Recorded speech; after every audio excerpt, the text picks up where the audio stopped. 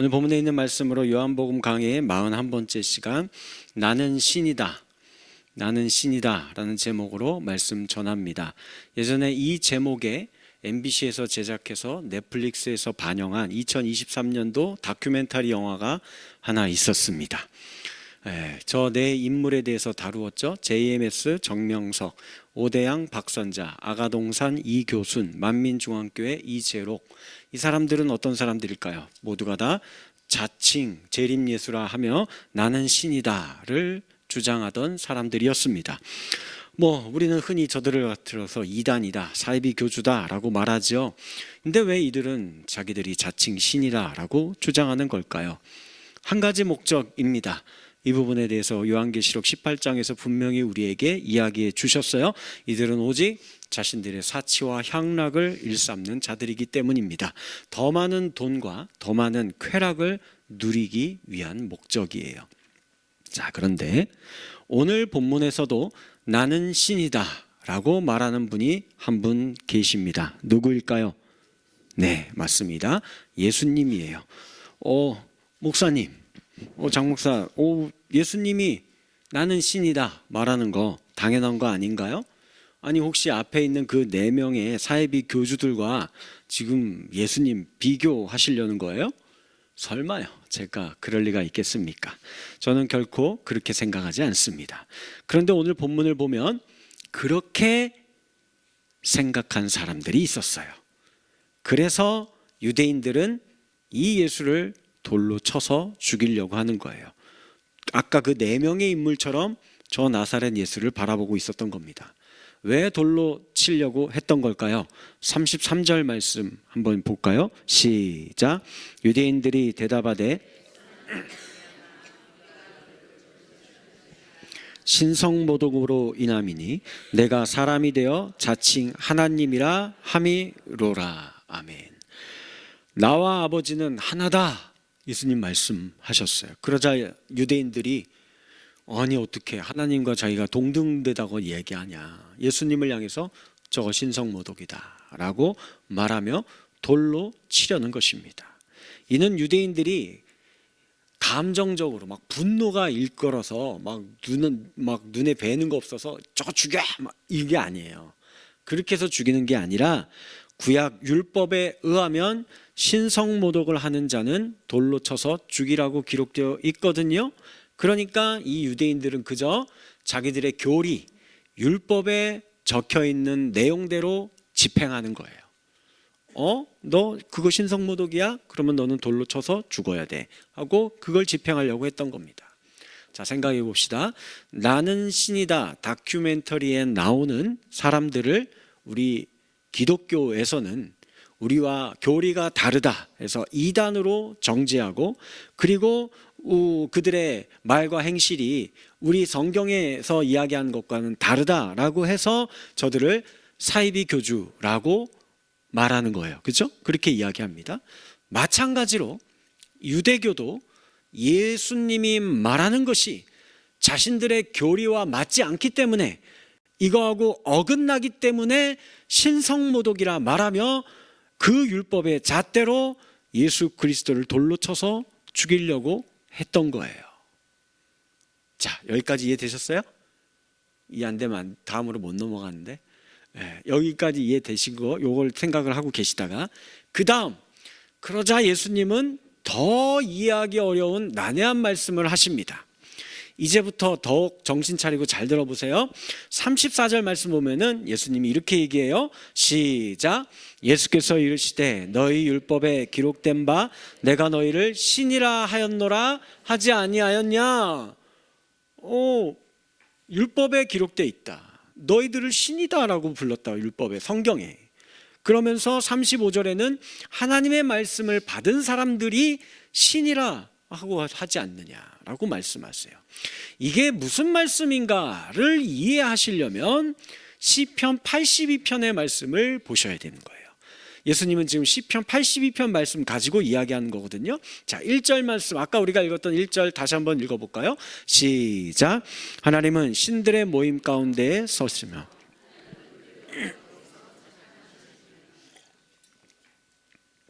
신은 야훼 하나님 한 분만 있는 거 아니에요? 근데 모두 신들의 모임이 있다고 성경에 기록되어 있네. 여기에서 말하는 신들은요, 재판장을 이야기하는 거예요. 그들에게는 그런 권위가 있는 거죠. 원래는 사람의 시시비비를 가리고 너 죄인이다 땅땅땅, 너는 무죄다 땅땅땅 해줄 수 있는 권한을 갖고 계신 분은 유일하게 원래 누구밖에 없어요? 하나님밖에 없죠. 그런데 그거를 위임해 주었죠, 재판장에게. 그게 직접적으로는 성경의 이스라엘에 해당되는 사람들은 사사들 혹은 제사장들이 이 일을 하는 거예요. 그러니까 그 율법을 주었죠. 하나님의 말씀, 법을 준 거예요. 그래서 너희가 나 대신에 이걸 해라 라고 준 거예요. 그래서 그들을 신들이라 라고 성경은 또 지칭하기도 하는 거예요. 자, 그런데 2절 말씀을 보시면 이렇게 돼 있어요. 시작. 너희가 불공평한 판단을 하며 악인의 납보기를 언제까지 하려느냐. 하나님이 주신 이 권위와 법을 공정하게 집행하지 않았다라는 거예요. 하나님의 뜻에 맞게 사용하지 않았다라는 겁니다. 그러면 원래는 이 신적 권위를 부여받은 자들이 해야 하는 일은 도대체 무엇이었을까요? 3, 4절 말씀이에요. 시작. 가난한 자와 고아를 위하여 판단하며 혼란한 자와 빈궁한 자에게 공의를 베풀지며 가난한 자와 궁핍한 자를 구원하여 악인들의 손에서 건질지니라 하시는 도다. 아멘. 무슨 말이에요? 가난한 자, 고아와 과부, 곤란한 자, 빈궁한 자, 이들을 악인들의 손에서 건져내라, 구원해라, 그들을 도와주어야 하는데, 이게 이 권한을, 법을 허락한 재판의 권한을 갖고 있는 자들이 해야 되는 건데 이걸 안 하고, 왜냐하면 이들은 자신들이 갖고 있는 권한을 가지고 좀 더 사치와 향락을 누리기를 원해요. 그런데 이 사람들은 거기에 아무런 도움이 되지 않거든요. 오히려 악한 자들이 자기들에게 이걸 도와줄 수 있는 사람들이에요. 그러니 이 고아와 가난한 자 이런 사람들 편에 서지 않고 이들 편에 서서 불의한 재판을 해주는 겁니다. 이걸 지금 이야기하고 있어요. 그래서 하나님의 율법을 먼저 받고도 이를 온전히 행하지 못하고 그저 세상 사람들과 똑같이 자신의 사치와 향락의 도구로만 일삼는 자들을 향해서 이렇게 이야기합니다. 5절 말씀 시작. 그들은 알지도 못하고 깨닫지도 못하여 흑암 중에 왕래하니 땅의 모든 터가 흔들리게 되었다. 누구 때문에요? 요 사람들 때문에. 이들이 하나님께 부여받은 권한과 법임을 알지 못하고 이것 제대로 깨닫지도 못하고, 이들은 리더자들이잖아요. 리더자들이 헤매고 다녀요. 그러면 그 뒤를 따르는 민중과 백성들은 어떨까 할까? 어둠 속에서 헤매죠. 이들 때문에 어둠 속에서 헤매게 되었다. 이들 때문에 세상이 요동하고 흔들리게 되었다라고 말씀하는 거예요. 원래는 이 하나님의 말씀을 받은 자들이 너희는 신들이며 다 지존자의 아들들인데, 그런데 이 신의 아들들로서의 온전한 삶을, 하나님의 법을, 율법을 받은 자들이 이 삶을 온전히 살지 못하고 있음을 한탄하고 있는 겁니다. 그게 시편 82편의 내용이에요. 그렇게 이 말씀은 이런 의미인 겁니다. 권력을 잡은 정치인들이 백성을 위해서 헌신하고 봉사하지 아니하고 사익을 추구하기 시작할 때에 민주주의의 뿌리가 흔들리고 백성들은 어둠 속에 내몰릴 수밖에 없게 되는 겁니다. 왜냐하면 이들은 하나님을 대신해서 세움받은 자들이기 때문에 그러는 거예요. 또 가정에 아버지와 어머니가 있는데 이들이 중심을 잡지 못하고 자녀를 돌보지 않고 외도합니다. 그러면 자녀들은 흔들리고 가정은 어둠 가운데 적망만이 감도는 그런 가정이 되는 겁니다. 부모는 자녀들에게 있어서 하나님과 같은 존재이기 때문에 그러는 거예요. 학생을 가르치는 교사와 선생님들이 불의와 편법을 행할 때에 가치관을 형성해야 할 이 학생들의 가치관이 흔들립니다. 교사는 학생들에게 하나님을 대신해서 가르치는 자들이기 때문에 그러는 거예요. 이 하나님의 자녀들이 하나님께 지음받은 하나님의 온전한 형상대로 이렇게 살지 못하기 때문에, 그래서 하나님은 8절에서 이렇게 얘기해요. 하나님이여 일어나사 세상을 심판하소서. 모든 나라가 주의 소유이기 때문이니이다. 이들이 심판의 길을 피할 길이 없게 되는 겁니다. 그러니 여러분들 따라해 보겠습니다. 두렵고 떨리는 마음으로 따라해 봅시다. 나는 신이다. 우리 안에 누가 계세요? 성령 하나님이 계십니다. 또 따라합니다. 나는 하나님의 자녀이다. 나는 하나님의 형상대로 지음받은 하나님의 사람이다. 나는 하나님의 말씀을 받은 하나님의 정권 대사이다. 이게 우리들이에요. 그러면 이런 우리가 이 세상에서 신들로서 하나님의 자녀로서 말씀을 받은 하나님의 사람으로서 온전히 살아가려면 어떻게 해야 할까요? 저걸 해야 되는 거예요. 그래서 예수님 내 안에, 내가 예수님 안에 거하는 삶. 오늘 본문은 27절에서 이렇게 이야기합니다. 시작. 내 양은 내 음성을 들으며 그들은 나를 따르느니라. 이것은 그냥 우리 교회에, 기독교의 종교적 예식에 많이 참여해서 설교도 많이 듣고 많은 예배를 보고 돌아가기만 하면 되는 거 아니에요. 유대인들도 보세요. 32절에 선한 일을 예수님이 행한 선한 일 많이 행하는 걸 보고도 안 믿었어요. 믿지 않았습니다. 보고 듣기만 해서는 안 됩니다. 아무리 교회 오래 다니고 설교 아무리 많이 듣고 종교 예식을 내가 많이 참석해 보아도 이걸로만 되는 게 아니에요. 소용없습니다. 말씀이 내 안에 거해야 합니다. 그 말씀을 살아내야 하는 거예요. 25절 말씀에 그래서 내 아버지의 이름으로 행하는 일들이 내가 하나님의 자녀임을, 내가 메시아임을 증명하는 거예요. 내가 메시아라 하는데, 내가 자칭 예수라 하는데 아버지의 이름으로 행하지를 않는 겁니다. 행함이 그의 삶이 그걸 증거해 주지 못하는 거예요. 그러면 그가 이단이죠. 사입이지요. 아버지의 이름으로 행하는 일들이 내가 하나님의 자녀임을 증명하는 것입니다. 예를 들면 이런 거예요. 여러분들 바다에 가보시면 일렁인 파도가 출렁거리죠. 그 파도가 바다입니까? 바다가 아닙니까? 파도가 바다죠. 그 파도를 보고 우리는 바다라고 하잖아요. 그런데 그 파도 치는 이렇게 파도 칠 때 제가 그릇으로 이렇게 하나 떴어요. 떠가지고 이걸 가져와서 여기다 놨어요.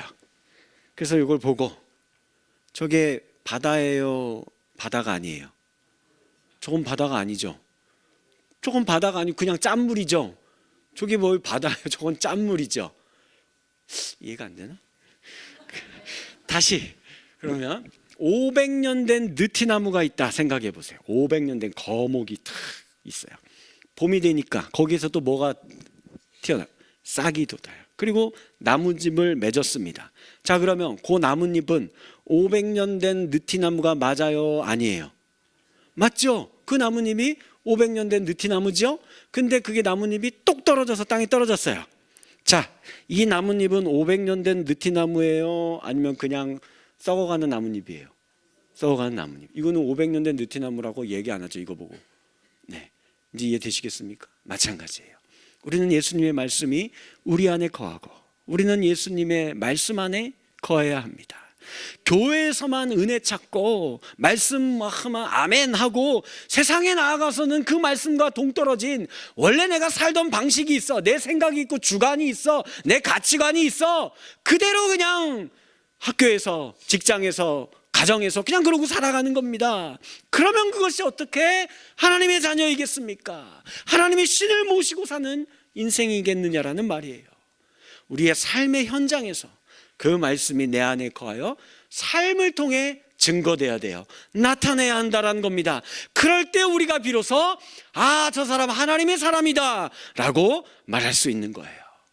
그러면 우리가 하나님의 사람으로서 구체적으로 어떻게 살아가면 되는 걸까요? 예수님 보면 되는 거예요. 예수님 보고 배우시면 됩니다. 예수님이 본을 보이시기 위해서 인간으로 이 땅에 내려오신 겁니다. 32절 말씀 시작. 예수께서 대답하시되 내가 보였거늘. 아멘. 아버지가 예수님을 이 땅에 보내신 것은 뭐 하기 위해서요? 선한 일을 하기 위해서이다라고 이야기하세요. 자, 그러면 선한 일이 뭐예요? 하나님이 보내신 너 가서 선한 일을 했을 때 그 선한 일이 뭘까요? 뭐 되게 많겠지. 여러 가지로 설명 다 할 수 있겠어요. 근데 이걸 하나로 이렇게 뭉쳐서 제가 한번 이렇게 말해 볼게요. 생명 살리는 일입니다. 그렇죠? 예수님 사역의 복음의 핵심이 뭐예요? 십자가죠. 십자가의 죽음과 부활이죠. 이거 왜 한 것인 거예요? 왜 하신 거예요? 우리 죽을 인생들을 살리려고 하시는 것이죠. 생명 살리는 일이에요. 요한복음에 나타난 대표적인 선한 일이 그래서 뭐가 있을까요? 우리가 알고 있는 38년 된 병자, 그를 예수님이 일으켜 세워주셨죠. 그래서 건강한 삶을, 생명의 삶을 살게 만들어 주셨죠. 또 누가 있어요? 나면서부터 맹인되었던 자, 예수님이 안수해 주시면서 보게 해 주었어요. 생명의 삶을 살게 해 주었어요. 이게 다 생명 살리는 일이었죠. 그런데 유대인들은 이 생명 살리는 일 때문에 문제 삼고 예수를 죽이려고 하는 겁니다. 그 문제가 무엇이었느냐? 요한복음 5장 18절 시작. 유대인들이 이로 말미암아 더욱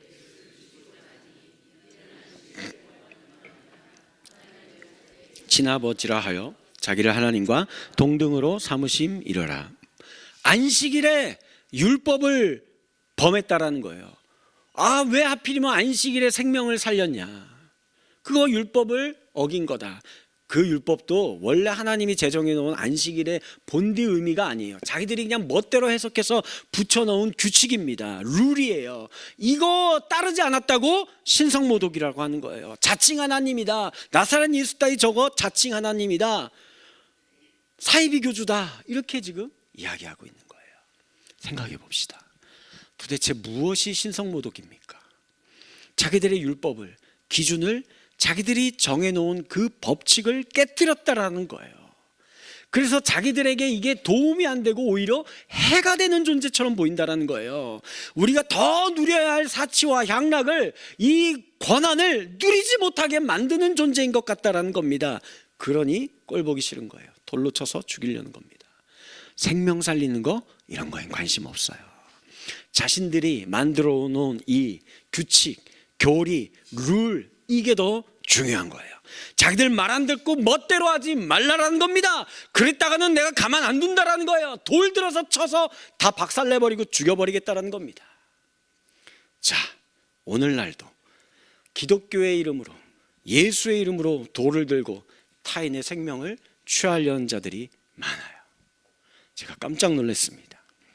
지난 3월 25일 날 미국의 국방장관 피트 헤그세스라는 분이 이란과의 전쟁을 두고 기자회견을 하는데 이렇게 기도하면서 기자회견해요. 자비를 베풀 가치가 없는 자들을 향해 압도적인 폭력을 가하기를 기도합니다. 위대하고 강력한 예수 그리스도의 이름으로 간구하고 기도합니다. 기가 막힐 노릇 아닙니까? 어떻게 예수님의 이름을 들먹이면서 사람을 죽이는 일을 정당화할 수가 있습니까? 학교에, 병원에 미사일을 쏘면서 무고한 생명을 죽이는 일을, 그것도 예수의 이름을 갖다가 붙이면서 정당화할 수 있냐고요. 미국인 출신으로 처음 교황으로 당선된 레오 14세가 있어요. 그가 부활절 미사를 통해 이를 듣고는 성명을 발표합니다. 기독교의 사명은 종종 지배하려는 욕망에 의해 왜곡돼 왔습니다. 군사적 지배는 예수 그리스도의 길과는 전적으로 무관합니다. 신은 지배가 아니라 해방을, 파괴가 아니라 생명을 주는 방식을 보여주셨습니다. 예수는 한 번도 무장하지 않았고 자신을 방어하지 않았으며 어떤 전쟁도 치르지 않으셨습니다. 라고 반박을 한 거예요. 제가 이거 보고 아니 왜 우리 기독교는 이럴 때 침묵하는 걸까? 뭐 나 같은 사람은 떠들어봤자 아무 영향력이 없는데 이렇게 유명하신 그 대형교회 목사님들, 교단의 큰 어른들 이럴 때 성명서 발표하고 이거는 아니다, 예수의 이름을 거기다 사용하면 안 된다 하면 좋았을 텐데. 혹자는 제가 이렇게 말하면 장 목사 당신 왜 카톨릭 편을 드느냐? 당신 카톨릭 교리가 맞다고 생각하는 거냐? 하면서 불쾌하게 생각하실 분이 있을지도 모르겠어요. 그거 갖고 또 뭐 교리가 맞는 지금 이 말씀이 그런 게 아니라는 거예요. 우리는 언제나 그 교리의 틀에 갇혀서 생명 살리는 일은 등한시하고 그거 갖고 서로 죽이네 살리네 이러고 있는데 과연 하나님이 원하시는 것이 무엇일까요? 이 시대에 누가 돌을 들어서 예수님을 죽이려 드는 걸까요? 누가 자칭 내가 신이다 라고 떠들면서 자신의 사익을 추구하기 위해서 허탄한 짓거리를 하고 있는 걸까요? 이 시대의 진정한 하나님의 사람들은 도대체 어떤 사람들일까요? 우리 스스로 한번 깊이 묵상하고 고민하며 스스로에게 질문해 볼 필요가 있습니다. 말씀을 맺겠습니다. 오늘 본문 첫 절인 22절 말씀 한번 읽을까요? 시작. 네, 수전절이다 라고 했는데 하누카절기라고도 해요.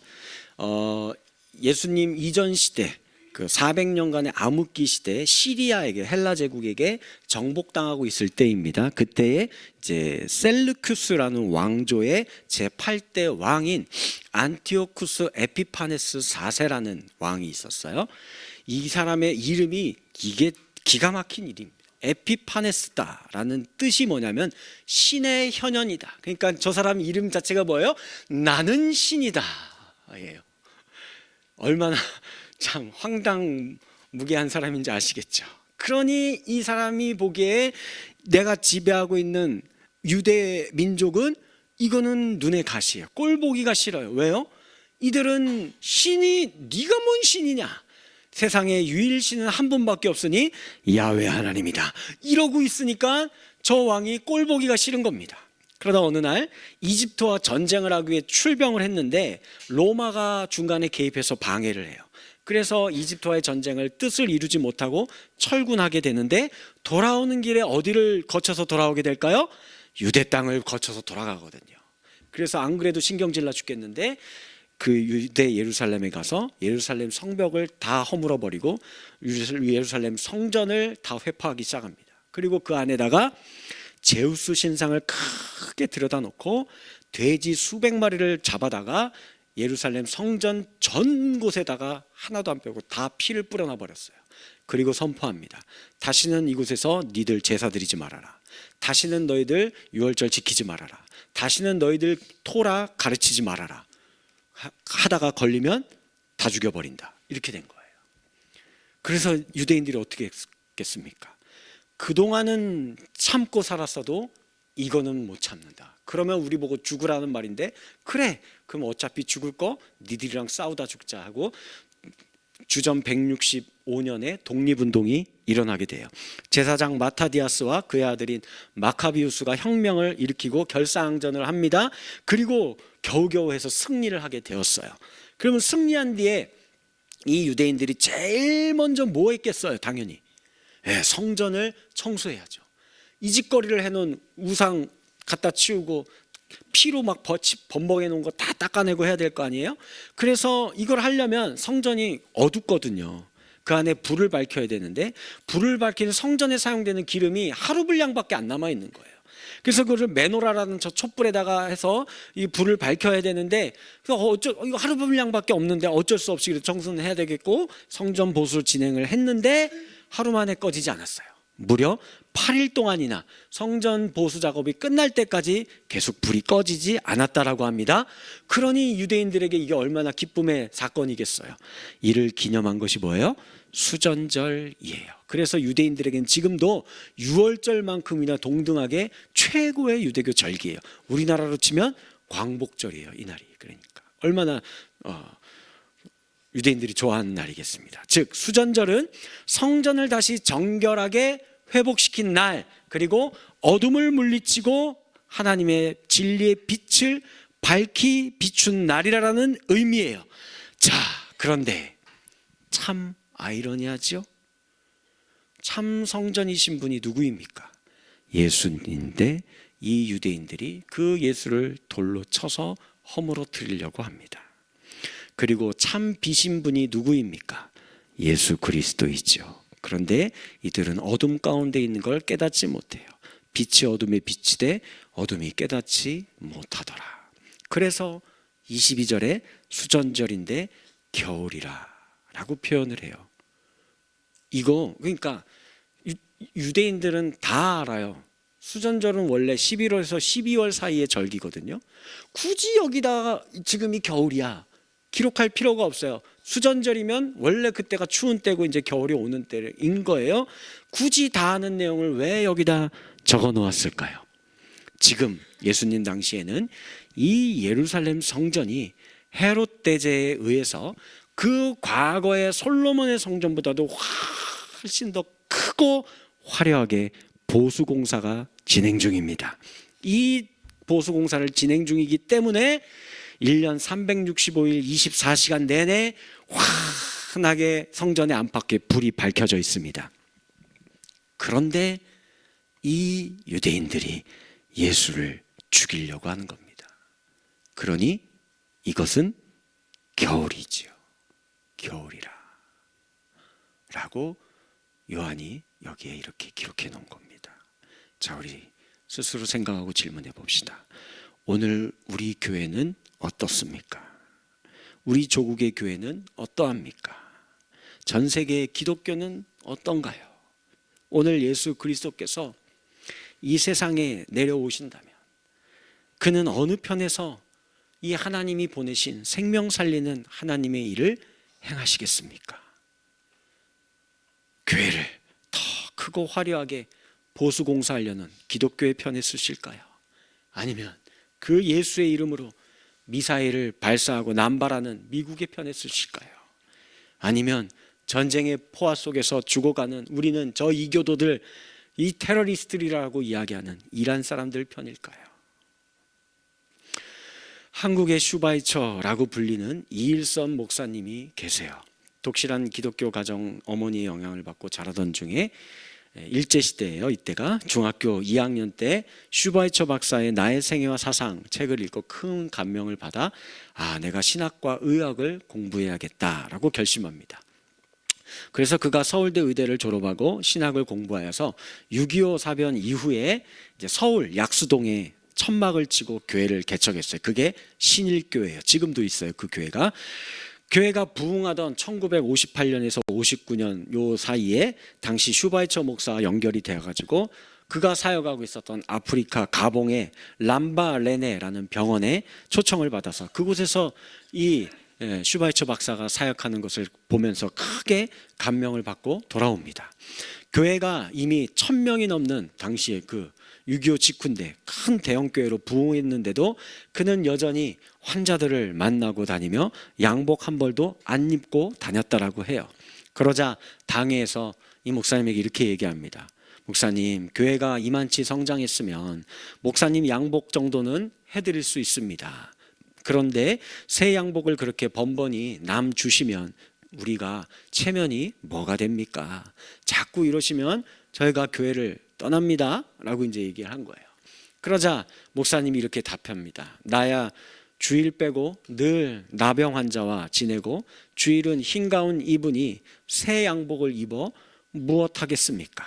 총회야 1년에 한 번 가면 그만이고 장로, 권사, 집사님들 사정은 제가 잘 알겠습니다. 하지만 나병 환자들이 진물투성이 옷을 입고 사는데 내가 새 양복 입고 가면 그들에게 무슨 위로가 되겠습니까?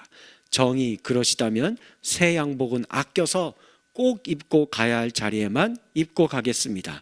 그러니 나간다는 말은 거두어 주십시오. 결국 이제 이 이일선 목사님이 1961년에 이렇게 크게 부흥한 신일교회를 사임해요. 그리고 어느 한 곳에 들어갑니다. 거기가 어디냐면 울릉도예요. 그가 울릉도에 들어간 이유는 딱 한 가지였습니다.